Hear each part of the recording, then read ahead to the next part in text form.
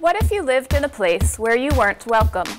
A place where you can't go to college or hold a job, and your whole family might be thrown out at any time. That's the situation for children of undocumented immigrants.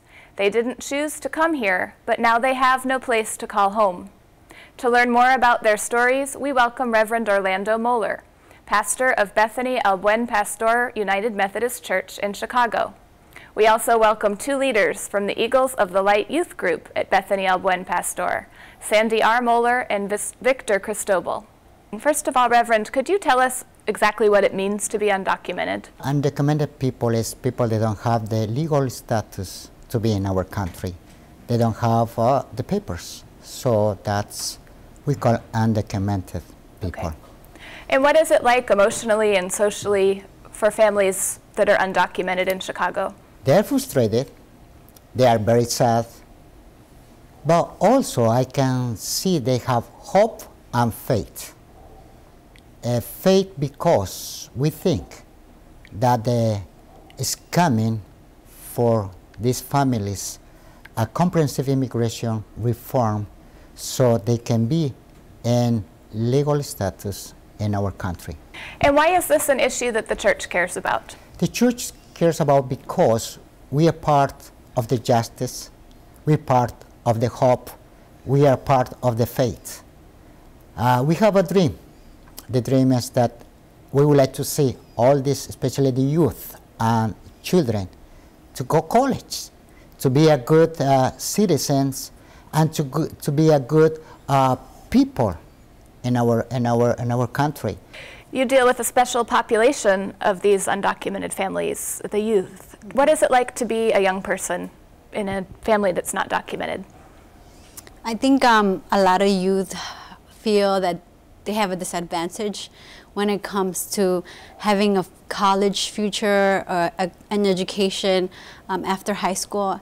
And I wouldn't say they feel secluded in their regular daily lives, but when it comes to education and getting those opportunities, job opportunities, and education, that's when they feel secluded and they feel like they're at a disadvantage. Okay. And is this something that they can talk openly about? Do you discuss it as a youth group? We discuss it at some point, but mostly we live it every day. So it's something that it's very limited access, whether it comes from studying, getting a job, to even drive a car. So it's very difficult. So we live it mostly. And how does being undocumented impact the faith lives of these people? Where is God for them in this? Well, God is there. God is present right now. So I tell in my church, or I say in my church, I say in my community, we have to have faith. And faith makes a difference in their lives.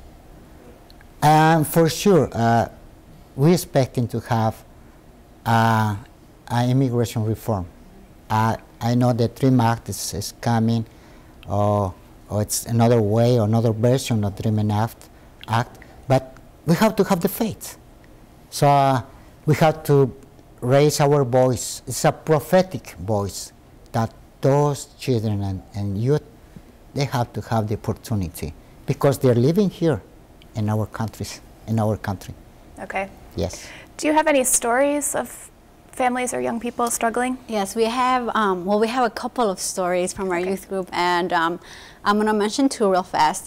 We had a young man that went to high school here, and he decided to go back to his home country, which was Mexico, because he had a dream and he wasn't going to give up.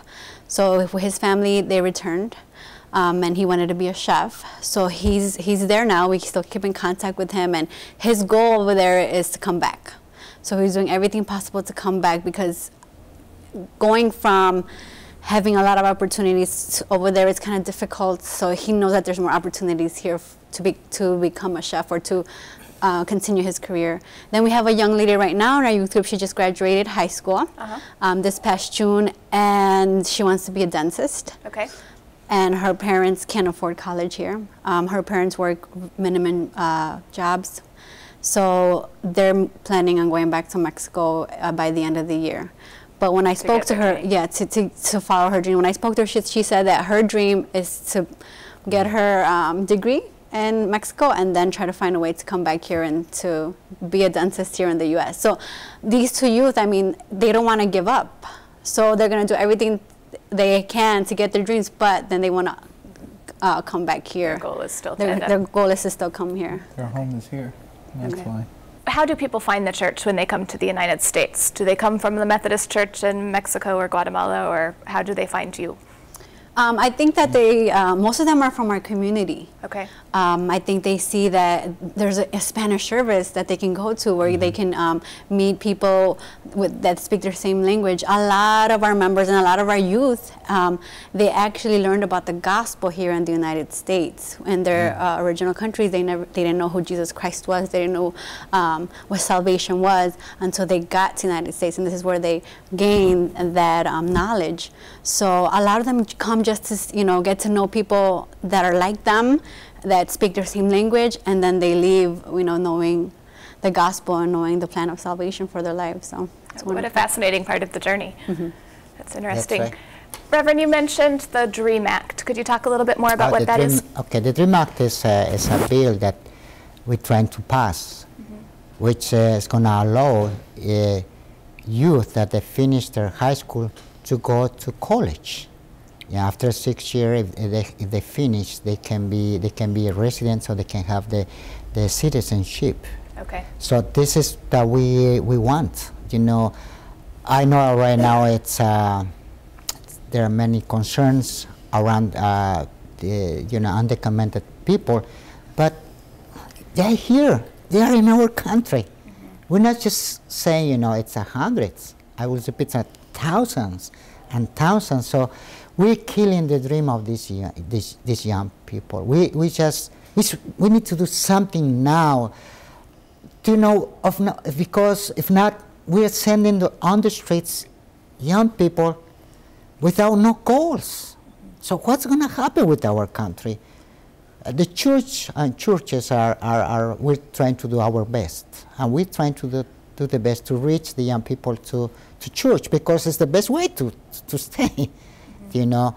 So I think we need to support the DREAM Act or any bill that we're trying to pass in the Congress.